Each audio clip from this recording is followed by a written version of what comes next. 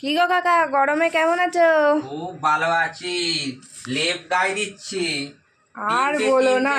তিনটে তিনটে তিনটে কালকে ফ্যান চালিয়েছি। রাত্রি 3টের পরে গিয়ে ঘুম এসছে। মাথা পাগল হয়ে যাচ্ছে আমার একদম। তাও ঘুম না আসার মতোই। জমের দিন এসছে, আমি সহ্য করতে পারি না এই গরম। গরম এলে আমার মাঘ মাসের পর থেকেই আমার দুঃখ শুরু হয়ে যায়, ভাবনা চিন্তা শুরু হয়ে যায়, গরম চলে আসছে। আর কার্তিক মাসটা গেলে আমার একটু আনন্দ হয়।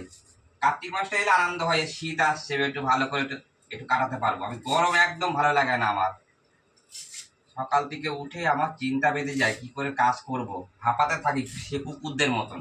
কি অবস্থা বলো। তোদের রান্না বান্না হয়ে গেছে? না না, সব বসে রয়েছে গরমের মধ্যে বাইরের ঘরে। আমি তো আজকে থাকা নিরামিষ, যাচ্ছে না।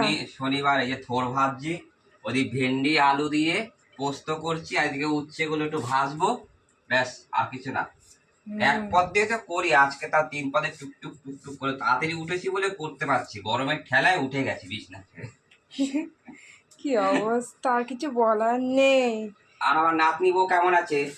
ও, ওর গায়ে তো ঘামাচি বেরিয়ে একসাকার। খুব খারাপ অবস্থা ওর, দেখলে এটা মল পরে। মাস না, বৃষ্টিপাতি কম হবে।